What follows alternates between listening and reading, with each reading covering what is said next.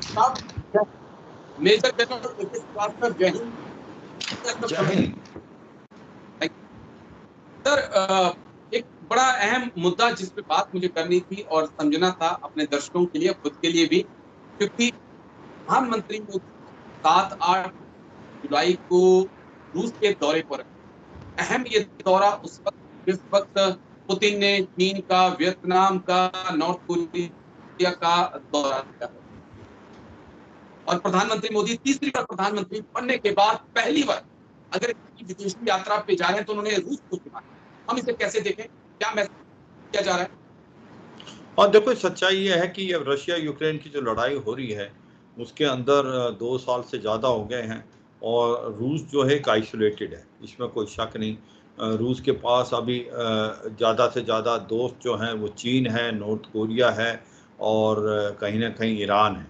उसके अलावा वो कहीं जा नहीं पा रहे हैं। अभी वियतनाम में भी गए थे, मगर ये सच्चाई है उनके पास जो लिमिटेड दोस्त हैं। मगर भारत और रूस की मित्रता बहुत गहरी है, बहुत पुरानी है। 1971 में जो हमने फ्रेंडली ट्रीटी साइन की थी, तो रूस हमारे साथ खड़ा हुआ था 1971 की लड़ाई के अंदर। और जब अमेरिका 7th फ्लीट भी लेके आया था बे ऑफ बंगाल में, तो उस समय रूस ने हेल्प की थी। तो ये सच्चाई, भारत और रूस के रिलेशनशिप बहुत अच्छे हैं और भारत एक स्ट्रेटेजिक पार्टनर है रूस का।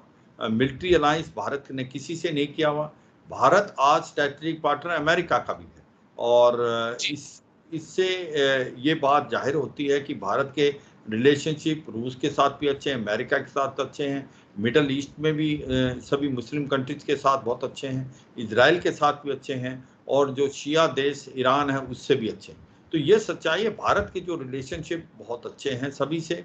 भारत एक स्ट्रेटेजिक पार्टनर है अमेरिका का भी और रूस का भी।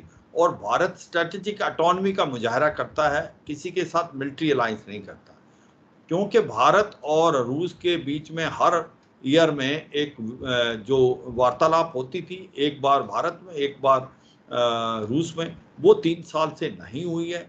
तो उसके बनस्पत भारत के जो प्रधानमंत्री अभी मॉस्को जा रहे हैं, क्योंकि बीच में कोविड आ गया था, और उसके बाद अगले साल जो है वो पुतिन भारत आएंगे। ठीक है सर, 2-3 चीजें क्योंकि बड़ी अहम है। चीन और रूस के रिश्ते बहुत मजबूत हुए हैं।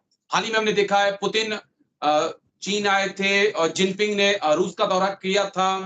और लेकिन उससे भी बात आगे बढ़कर कि रूस पिछले कुछ महीनों से प्रेशर डाल रहा है कि तेल का जो अदायगी है, जो पैसा देना है, आपने जो व्यापार करना है, वो आप युआन में करिए।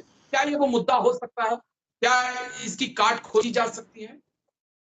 देखो, कई मुद्दे डिस्कस होंगे, इसमें कोई शक नहीं है कि जब से ये लड़ाई चली है रशिया यूक्रेन की, तो भारत ने जो डिस्काउंटेड रेट पर ऑयल लिया है रूस से। पहले भारत जो है 28% ऑयल लेता था ईरान से, मगर 2018 के बाद उसके ऊपर इकोनॉमिक सैंक्शन लगा दी, जब डोनाल्ड ट्रंप ईरान डील, जिसको JCPO बोलते हैं, joint comprehensive plan of action, उससे निकल गए थे। तो हमें बड़ी ज़रूरत थी कि हमें डिस्काउंटेड रेट पे ऑयल मिले। तो चीन जो अभी भारत और चीन दोनों ही रूस से ये ऑयल खरीद रहे हैं 32%, और वो रूबल में पेमेंट है। अब प्रॉब्लम बात ये आ रही है, जो रूस इस चीज़ को उठा रहा है कि जो ट्रेड बैलेंस नहीं है बिटवीन इंडिया एंड रूस, अगर जितना सामान हम उनसे लेते हैं, जितना सामान वो हमसे लेते हैं, तो रूपी रूबल में एक व्यापार हो सकता है। मगर हो क्या रहा है कि हम बहुत ज़्यादा ऑयल खरीद रहे हैं रूस से, और हम रूपी में अगर पेमेंट कर रहे हैं, तो वो रूपी का जो रूस है वो कहता है हम क्या करेंगे, क्योंकि वो उनका ट्रेड भारत की तरफ इतना नहीं है। तो इसलिए वो ये कहते हैं आप युआन में पेमेंट करें, जिससे हम युआन से अपनी जो चीज़ें हैं वो चीन से खरीद पाएँ, क्योंकि चीन से आज की तारीख में वो हथियार भी ले रहे हैं और बाकी मदद भी ले रहे हैं। तो इसलिए वो चाहते हैं कि अब रूपी में ना हो, क्योंकि उनको लगता है रूपी बहुत हो गया उनके पास वो रूपी का करेंगे क्या। तो वो युआन में चाहते हैं, क्योंकि डॉलर में तो वो चाहते नहीं।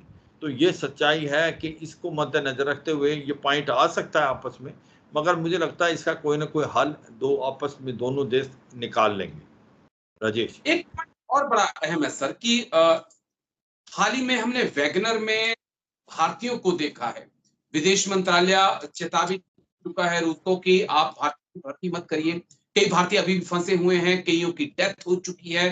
क्या उनको वापस भारत लाने के लिए कोई पहल हम यहाँ देख सकते हैं? हाँ, बिल्कुल हो सकती है। ये भारत के नहीं, ये बाकी सभी देशों के लोगों को वहाँ पर झूठ बोल के ले जाया गया है कि आप एक प्रकार से सपोर्ट का रोल करेंगे और हेल्पर का रोल करेंगे, और उनको जो एजेंट हैं वो ले गए हैं चोरी छुपे, और वहाँ जाके उनको फ्रंट लाइन में डाल दिया गया है। तो वो साउथ एशिया के सारे देश हैं, चाहे वो भारत भी है, चाहे उसमें बांग्लादेश भी है, श्रीलंका भी है, नेपाल भी है, कहीं हद तक एक प्रकार से बाकी देश में है। तो ये पॉइंट रेज बार बार भारत की गवर्नमेंट कर रही है कि जो भारतीयों को एजेंट झूठ बोल के लेके गए हैं रूस में और हेल्पर के तौर पे और उनको फ्रंट लाइन में भेजा है, ये गलत है। और हमारे जितने भी भारतीय रूस की फौज में एम्प्लॉय किए हैं इन्होंने, इनको वापस आना चाहिए। मुझे लगता है इसके ऊपर भी बातचीत होगी और बड़े जोरों से बताया जाएगा, और काफ़ी भारतीय वापस भी आए हैं, और जो भारतीय अभी रह गए हैं उनको भी भारत की गवर्नमेंट चाहेगी वो जल्दी से जल्दी वापस आए। ठीक है सर। बस 2 सवाल मेरे और हैं जिनका जवाब मुझे चाहिए होगा। एक तो हाल ही में सिप्री की रिपोर्ट आई थी, वो बता रही थी कि भारत जो पहले 65 टू 70% अपने वेपन रूस से आयात करता था, वो अब फिगर जो है 35 टू 40% आ चुका है। तो ये भी एक इसमें बात हो सकती है? हाँ, इसमें बात हो सकती है, मगर ये तो सच्चाई है कि भारत अब ज़्यादातर ज़्यादा हथियार खुद बनाना चाहता है। ये रूस को भी समझ आई है। हाँ, ये सच्चाई है, रूस चाहेगा कि भारत ज़्यादा से ज़्यादा हथियार उनकी तरफ से खरीदे, क्योंकि उसको फॉरेन एक्सचेंज मिलता है। मगर ये भारत की अब अप्रोच है, मेक इन इंडिया, आत्मनिर्भर Bharat, make in India, make for world. और भारत ज़्यादा से ज़्यादा अपने चाहने वाले हथियार खुद बनाएगा, और यही नहीं, अपने हथियार बनाएगा पूरे वर्ल्ड के लिए भी। जैसे ब्रह्मोस मिसाइल है, वो तो भारत और रूस की ही जॉइंट प्रोटेक्शन थी, जिसने अभी इंडोनेशिया और फिलीपीन ने भी लिया है। इसके साथ तेजस मार्क 1 है, हमने एयरक्राफ्ट कैरियर बना दिया INS विक्रांत। इसके बाद स्वाति रडार है, नाग मिसाइल है, और ATAGS है, एडवांस टोड आर्टिगन सिस्टम। तो ये हम काफ़ी हथियार अब बाहर भी बेच रहे हैं। तो ये सच्चाई है, भारत आने वाले समय में ज़्यादा से ज़्यादा हथियार बाहर से की बजाय खुद बनाएगा। और अब जो रूस से 60 से 65% हम हथियार लेते थे, वो घट के वैसे ही 30 के करीब हो गए हैं। और ज़्यादातर हथियार खुद बनाएंगे, कुछ हम अमेरिका से भी, इजराइल से भी, फ्रांस से भी लेने, इसमें कोई शक नहीं। तो ये रूस को भी मालूम है, क्योंकि ये बातचीत से है। मगर ये हमें याद रखना पड़ेगा कि भारत और रूस के जो रिलेशनशिप बहुत पुराने हैं, बहुत गहरे हैं, और अभी भी जो 30 से 35% से कम हमारे वेपन हैं, उनके स्पेयर पार्ट्स हमें रूस से लेने हैं। तो इसलिए हमारे रिलेशनशिप उनके साथ अच्छे रहने, इसमें कोई शक नहीं। और मुझे लगता है ये एक डिप्लोमेटिकली हैंडल करने वाला क्वेश्चन है। ये बड़ा सेंसिटिव इशू है, इसको बड़े डिप्लोमेटिक वे से ही हैंडल किया जाए, कि रूस को ऐसा ना लगे कि भारत का जो डिपेंडेंसी अभी अमेरिका या इजराइल या फ्रांस में क्यों बढ़ रही है, और क्यों भारत खुद बना रहा है। तो उसका जो एक प्रकार डिप्लोमेटिक वे है एक्सप्लेन करने का, वो होना चाहिए। क्योंकि अभी भी जो भारत जो हथियार वहाँ से लेगा, और जो स्पेयर पार्ट्स चाहिए भारत के जो हथियार हमारे पास हैं, उनको मद्देनजर रखते हुए हमें बहुत ही सेंसिटिव इश्यू को आपस में बैठ के रिजॉल्व करना है। राजेश। जी, बस एक आखिरी सवाल सर, क्योंकि हाल ही में प्रधानमंत्री मोदी G20 के लिए इटली गए थे। वहां पर जेलेंस्की के साथ उनकी द्विपक्षीय मुलाकात हुई थी, तस्वीरें भी सामने आई थी। क्या एक मध्यस्थता भारत यहाँ पे करता हुआ आप देख रहे हैं कि जेलेंस्की की जो बात है वो प्रधानमंत्री मोदी के जरिए पुतिन तक पहुंचे, और एक हम देखें कि जो 2 साल से जंग चल रही है उसपे एक विराम लगे, कुछ उम्मीद की जा सकती है सर?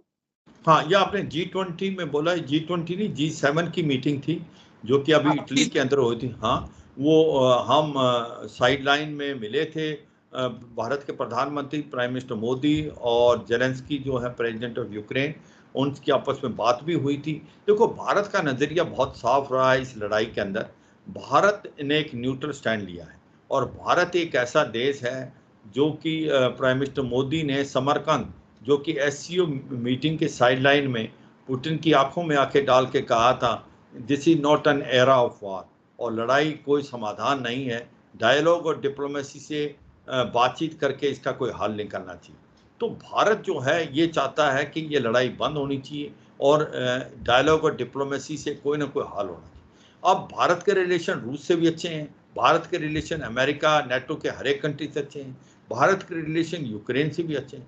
तो इसमें कोई शक नहीं, भारत एक मध्यस्थता कर सकता है, क्योंकि भारत का पक्ष जो है वो सबको मंजूर है, क्योंकि भारत के रिलेशन बहुत अच्छे हैं और भारत चाहता है कि ये लड़ाई बंद हो। भारत पक्षपात नहीं करना चाहता, भारत शांति की तरफ है, भारत वार्तालाप की तरफ है, क्योंकि भारत के रिलेशन सभी देशों से अच्छे हैं। तो मुझे लगता है भारत एक प्रकार से बहुत ही पॉजिटिव रोल प्ले कर सकता है इस लड़ाई को बंद कराने में। राजेश, चलिए, बहुत बहुत शुक्रिया आपका major general AK Srivastava. Thank you साहब, जय हिंद। थैंक यू साहब। जय हिंद राजेश, थैंक यू।